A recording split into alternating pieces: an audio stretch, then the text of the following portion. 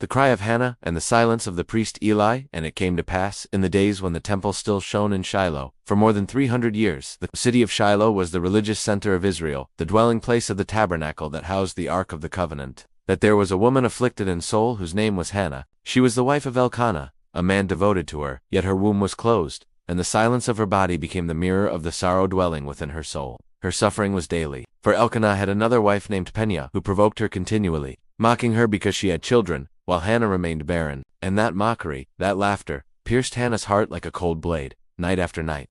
But Hannah kept her grief, seeking an answer from God. She went up to the temple of the Lord, and there she poured out her soul before the altar, amid the fragrance of incense and the distant echo of sacred songs, where her voice was scarcely heard. Only her lips moved, and her tears flowed like secret rivers before the God who sees what is hidden. And the priest Eli was seated by the entrance of the temple, watching her, and seeing her lips move without sound, he thought in his heart, "This woman is drunk." Ah, how often the cry of the righteous is mistaken for madness, how often holy desperation is judged as folly. For man hears the noise, but God perceives the groaning of the soul. Then Eli spoke, "How long will you remain drunk? Put away your wine from you." And Hannah answered with a trembling yet firm voice, "No, my lord, I am a woman of a sorrowful spirit. I have drunk neither wine nor strong drink, but have poured out my soul before the Lord. Do not consider your servant a daughter of Belial, for out of the abundance of my anguish and grief I have spoken, until now." Then the priest discerned the truth and said, "Go in peace, and may the God of Israel grant your petition." And Hannah arose, and her countenance was no longer the same. For when the soul truly prays, even before the answer comes, the face is already changed. For those who surrender their pain to the Most High cease to carry the weight of waiting, and begin to carry the promise.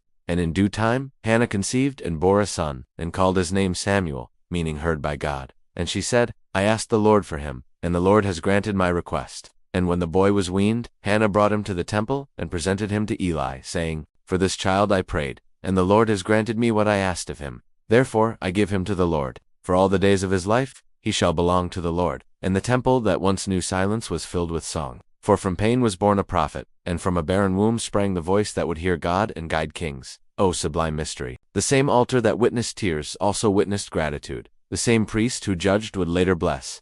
And the same woman who cried in silence became the mother of the promise. Such is the power of a sincere prayer. It pierces through the judgment of men and reaches the heart of God. It turns a barren womb into a fountain of life, weeping into song, despair into prophecy. For when man doubts, God is working, and when the voice grows silent, heaven listens. For the Lord does not despise the cry of the afflicted, and from the pain that seems unending, he writes the beginning of a new story. And now, I ask you, how is your life? What oppressions have you endured? Do your sufferings resemble Hannah's? Know this, the God of Hannah is still our God. He still extends his hands, granting victory to the oppressed and comfort to the anguished. Pray and cry out to God as Hannah did, and you shall receive your blessing. If you were touched by this story, leave a like and subscribe to the channel, so Vitrum Biblica may continue bringing new revelations.